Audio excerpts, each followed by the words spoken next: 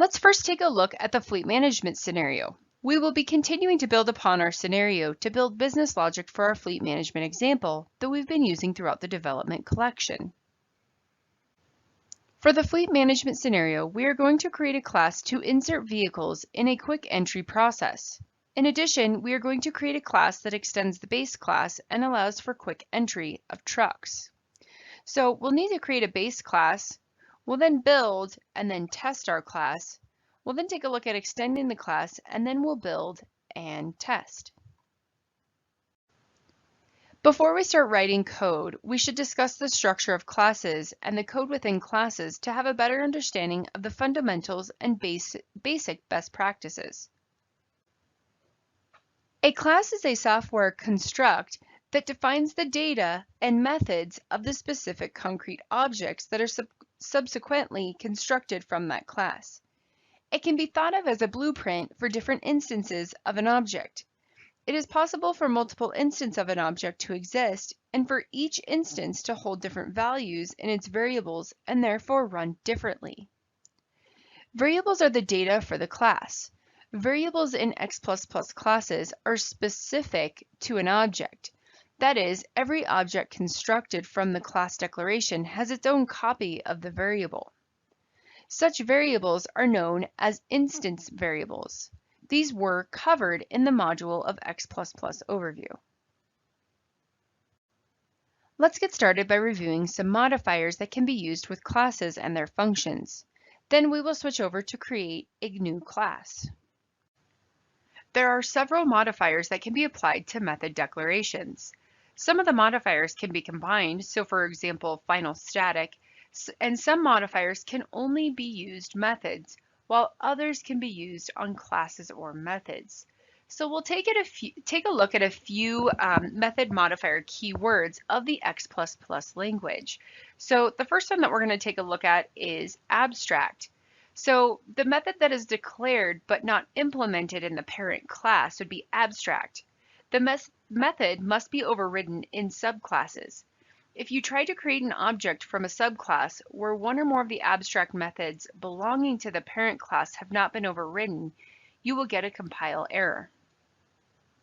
We also have final. This indicates that the method cannot be overridden in any class that derives from its class. Public methods that are declared as public are accessible anywhere the class is accessible and can be overridden by subclasses. Methods that have no access modifier are implicitly public. Protected methods can only be called from methods in the class and in subclasses that extend the class where the method is declared. Private methods can be called only from the methods in the class where the private method is declared. We also have client methods. This establishes the location where the method is to be executed on the client. This can only be used on static methods. If the method is not static, you'll specify the location by using the class property runOn. Server establishes the location where the method is to be executed on the server. This can only be used on static methods. If the method is not static, you need to specify the location using the class property runOn. Display indicates that the method's return value is to be displayed on a form or report. The value cannot be altered in the form or report, and the value is typically a calculated value, for example, a sum. We also have edit. This specifies that the method is a class method and does not operate on an object. Static methods cannot refer to instance variables and are invoked by static. Static specifies the method is a class method and does not operate on an object. Static methods cannot refer to instance variables and are invoked by using the class name rather than the instance of the class. In this demonstration, I'm going to create a new base class called DBFM Vehicle Entry. So to create a new base class, it's very simple. We just right-click on our project. We'll go to Add, and we're going to add a new item. I'll go over to code and select class, and I'll just go ahead and name this. We'll say DB, and I'm just going to call this DB vehicle entry, and I'll click add. The code editor will now display, and we see we have our class, and now we can begin developing.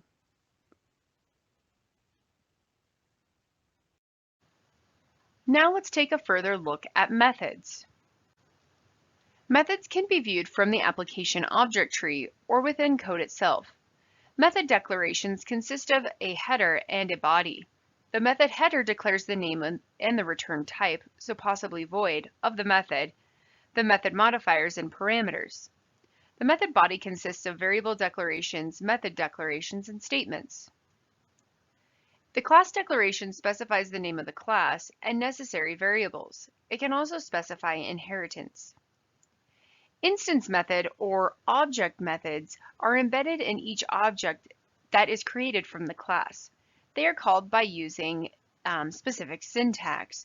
So for example, we have object handle name dot the method name, and then followed by the open and close parentheses for the method. You must instantiate the object before you can use the method. Static methods or class methods belong to a class and are created by using the keyword static. They are called by using a certain syntax, which would be class name followed by 2 colons, and then the method name, and then followed by the open and close parentheses. You do not need to instantiate an object before you use static methods.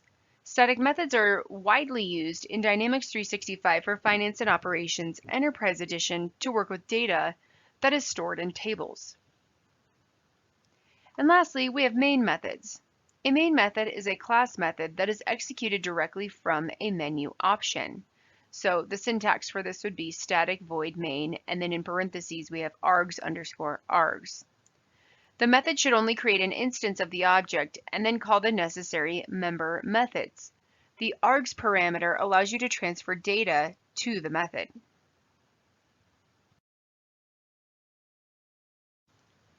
It's important to know that all variables must be declared before they can be used. X++ does not allow variable declarations to be mixed with other X++ statements. Variables must be declared before your X++ statements. When a variable is declared, memory is also allocated and the variables are initialized to the default value. The only exception to this is for objects where you need to manually allocate memory by using a new method. At times, you may want a variable to have a value of another default as soon as the variable is declared. X++ allows you to initialize variables in the declaration by adding an assignment statement. X++ also allows you to declare more than one variable in the same declaration statement. In this demonstration, we're going to review some key methods that we have in our DB vehicle entry class that I have created. So basically what we have here is first we have our class called DB vehicle entry, which we can see at the top of the screen here. At the beginning, we're creating a dialog object, and then we're creating dialog fields, and we're doing that with 3 of them. So we have our dialog field from make, from model, and then from VIN. Here you can see we are also instantiating our DB vehicle table and giving it the reference called vehicle table as well. And we can just see that right above our dialog fields that we have created. So we have several methods within this class, and the first one that we can see here is the void method of main. Now, the main method instantiates our class, the DB vehicle entry, and we're giving it a reference of the new name called vehicle entry. So here we can see our DB vehicle entry. We're going to give it a new reference of DB vehicle entry, and that's what we're doing here on line 11. And then we set this to equal, and now we have our new operator, which tells us to go instantiate a new instance of our class, which is DB vehicle entry. And then we call our class vehicle entry dot run, which we can see here on line 12.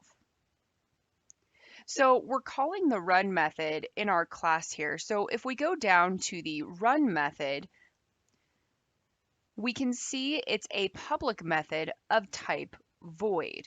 So we can see that here on line 20. So the void indicates that it does not return a value. It's just performing some logic here.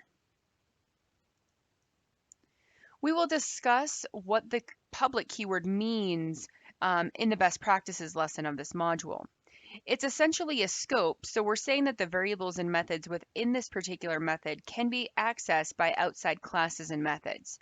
So the first thing this run method is doing in our class is calling another method called setupDialog. So we can see that down below by this, and we're calling the setupDialog method here.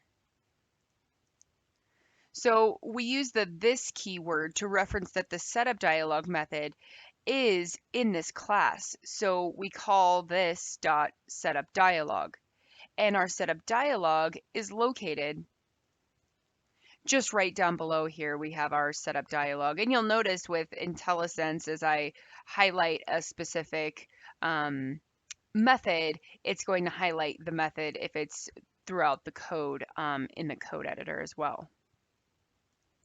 This method is also void, so we're not actually returning any values or anything like this. So what the setupDialog does is create the dialog box, the dialog window. And then we have 3 different dialog fields that we have created as well at the beginning of our code. And just to point out, they are all of the object type dialog field, which we can see on lines 5, 6, and 7, just simply with different names. So we have these 3 dialog fields, one for vehicle make, one for vehicle model, and one for VIN number as well. Now we're using the dialog.add field, and we're calling our extended data type. So here, like what I'm saying here, is on line 35, 36, 37. We're using this dialog.add, and then we're calling our extended type, which is in string format, dbVIN. And then here we're displaying our string as vehicle identification number. So the field in parentheses is our actual field that we're using from our table. So the db make, the db model, and then the db VIN. So we can go back to our run method, and we'll continue walking through this code step by step. So we have the dialog.run method additionally as well, which causes us to wait until we receive the user input. Then we execute an if statement to say once the closed or OK button was chosen on the dialog, to go ahead and execute this logic. So we can see our if statement here down below our method. So when the dialog has been closed and the values have been supplied, we call another method called getFromDialog. As we can see here, we're calling it by the keyword this. And we'll notice that this is also a void method. Now the getFromDialog method, we're creating 3 string values within our code, make, model, and VIN, and then we're setting each of those to be equal to the value typed in the dialog box in each of the respective dialog fields. We then set our vehicle table buffer variable fields to be whatever the user typed in here in the dialog box. And then when we go back up to our main method, which is our run method, after the getFromDialog, the next line of code is our table insert, which if I scroll up, we can see our vehicle table insert method. So then we have these values passed in the dialog box. They've been assigned to our buffer variable, our vehicle table, and we're going to insert them with the vehicle table that insert method command. And this is the insert method on the table. So that's just a basic walkthrough of the methods in this code that we have. And then if we wanted to, we can go ahead and do a save and build and run this. In this lesson, we will discuss class inheritance. Inheritance is a concept where one class can inherit all the methods and variables from another class. A child class inherits the method of the parent class. Additional methods can be applied to the child class, and inherited methods can be overridden. This means that the child class is not always identical to the parent class. The advantages of inheritance in object-oriented programming is that code can be written one time and reused several other times. To have a class inherit from another class, you'll modify the class declaration code of the child class by adding the extends keyword and then the parent class. We'll take a look at the following example. We see here that we have a parent class of invent type, which has three different methods. We have can invent be reserved, palette tagging, and do scrap. We then have a child class that is inheriting from the parent class, although we'll notice that we're only using the palette tagging method and we've added do scrap and update truck list to this child class. So therefore, the child class does not have to completely mirror the parent class exactly. So in this demonstration, we are going to review class inheritance. So for a quick review, again, we have our three dialog fields in our DB vehicle entry class that we created. So we have our make, model, and VIN, and then we instantiate the class and then we run it, and we basically will take the user's input here, whatever they type into the dialog field, and assign those variables down here, which is down below. This then will get entered into the table, which is our main vehicle table. So the concept for class inheritance is that we're going to illustrate what we're going to show here is that we want to make a secondary entry form specific to trucks. And I don't want to have to recode what we've already done here, so we can use class inheritance to make that easier. And it just really shows how much more efficient this makes your development. So now the idea is that we have these three fields for vehicle make, the model, and the VIN up at the top here of our code. And basically, this is going to become our parent class. And the reason we've created it this way is because we want it to be reused in all of our different child classes or scenarios that we want to implement. So the idea really here is that we have the vehicle make, model, and VIN. We need all of those in our entry forms. So we've decided we want all three of those for every type of vehicle entry form that we have for our end users to interact with. So in that case, we put them in our parent class, and then each class that we inherit from this parent class, we can then reuse them. So we just reviewed our DB vehicle entry, and I'm just going to flip over to our new class, which is going to be the child class of DB vehicle entry, and we can see this one is named DBFM truck vehicle entry. So in the very first line of code, we see the class keyword and then the name of this class, and then we have our extends keyword, which implies inheritance, and then the name of the parent class or the class that we are inheriting from. So in this case, we have DB vehicle entry. Now, we can right-click this and go to the definition if we wanted to. So if we click on our DB vehicle entry, we can then go to the definition if we wanted to, and that'll just take us to that parent class. So this can be really useful if you want to kind of flip back and forth and see what information we need to inherit or include from our parent class that has been created. So we'll also notice that we instantiate here our truck vehicle entry class, and then we call the run method. So we're instantiating, and then we're going to call the run method here on line 13. And then as soon as we get into the setup dialog method, you can see we have three specific new dialog fields that relate to only trucks. And that is we have the gross vehicle weight, which I'll scroll up here. We have the gross vehicle weight here, the number of doors for the truck, which is we can see here. And then we also have this very top first one here, which is basically just a note field that we use about our trucks. So if we go back to our setup dialog method here on line 26,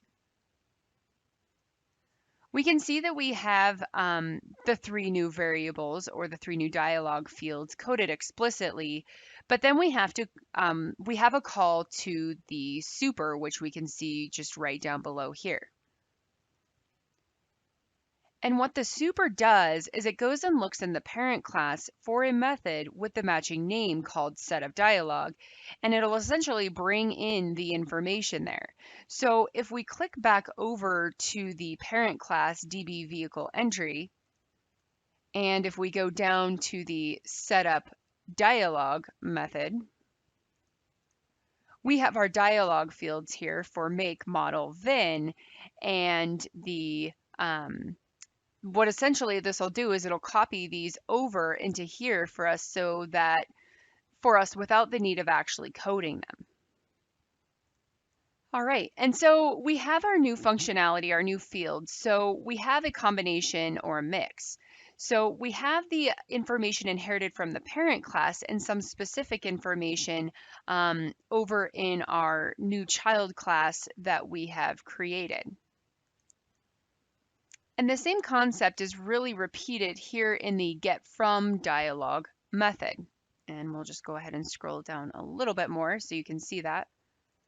Because we also have the same method name on the parent class, except here in the child, we're handling the three specific dialogues which we have from the child class, which again is the note field, the number of doors, and the gross vehicle weight. And then we'll go ahead and insert those into the table.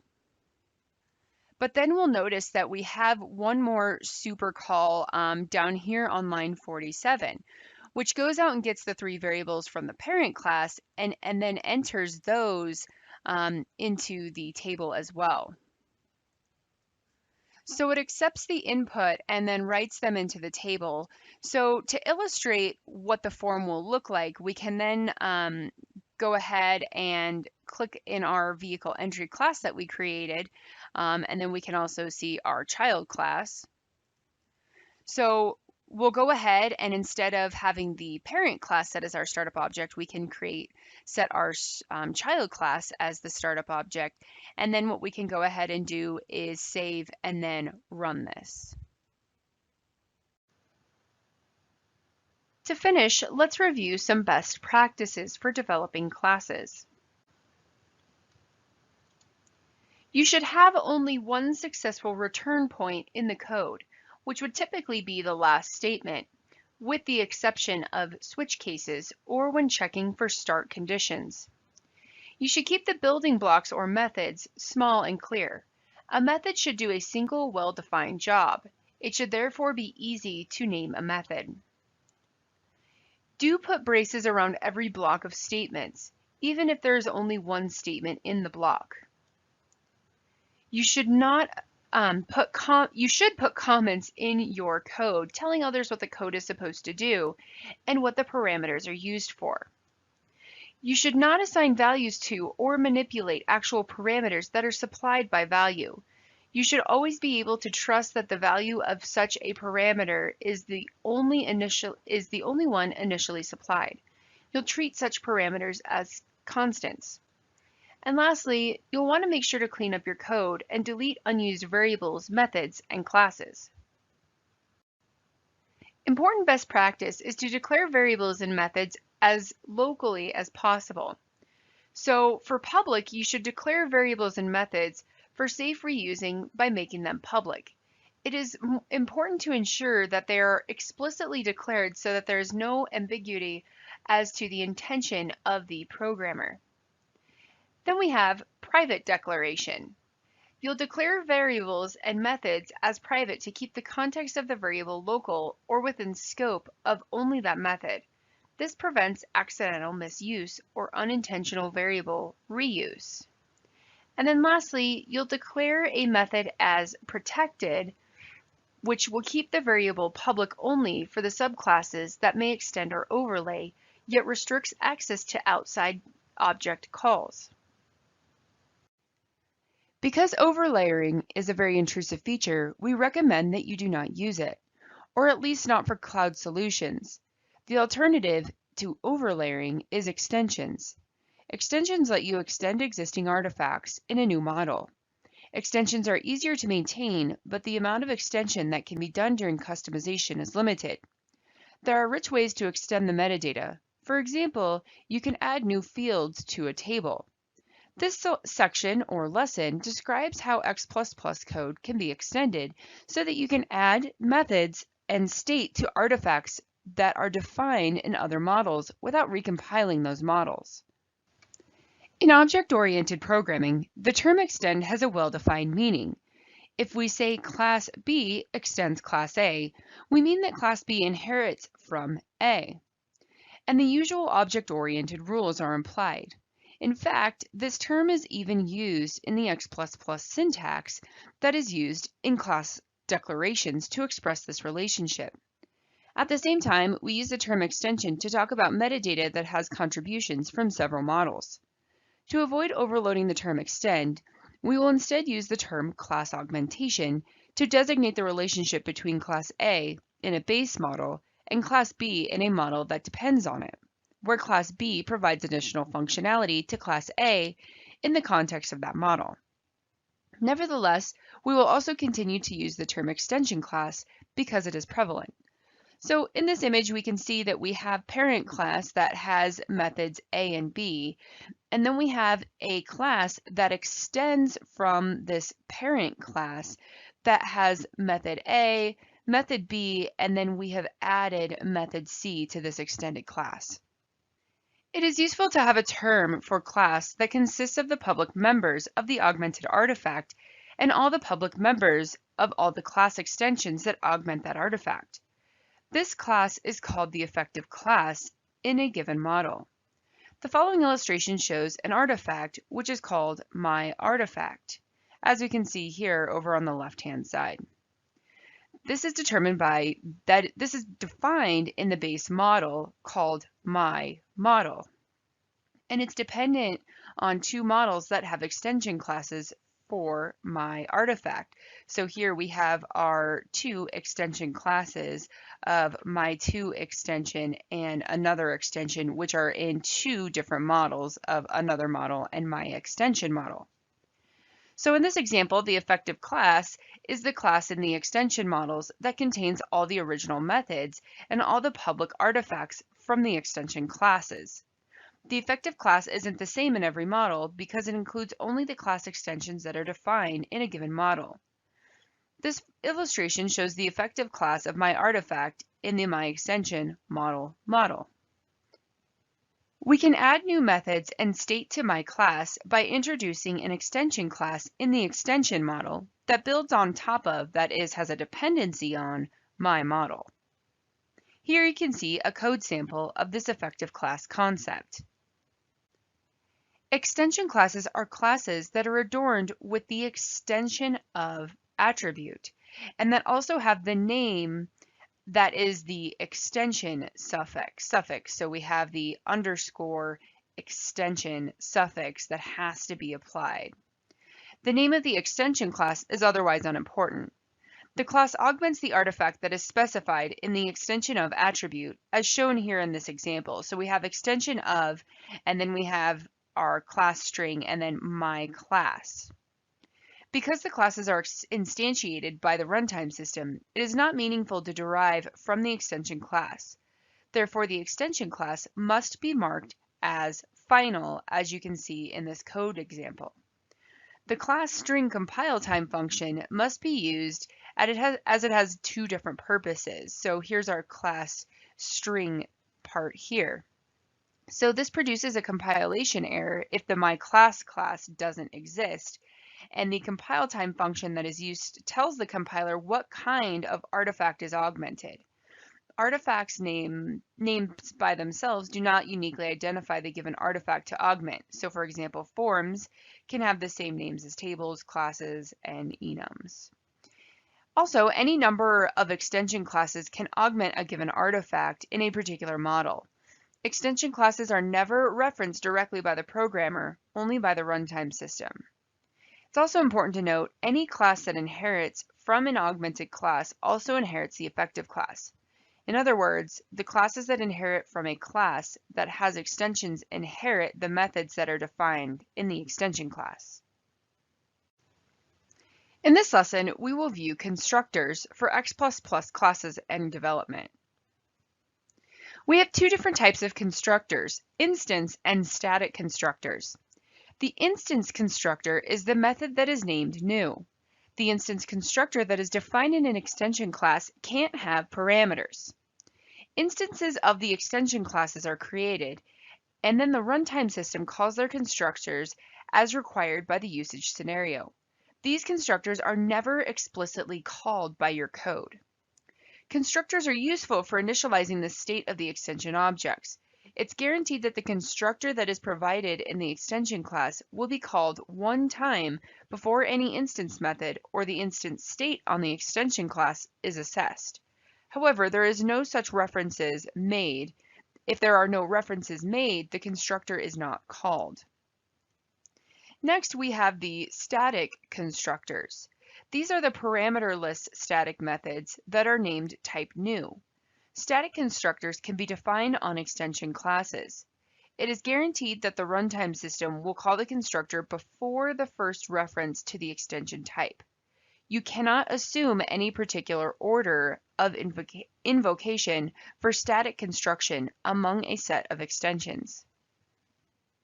The public methods that are defined in extension classes provide additional functionality to the augmented class in the context of the model where the extension class is defined.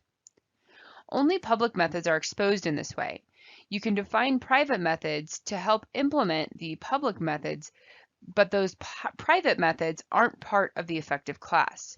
Because extension classes are final methods, these can't be marked as protected.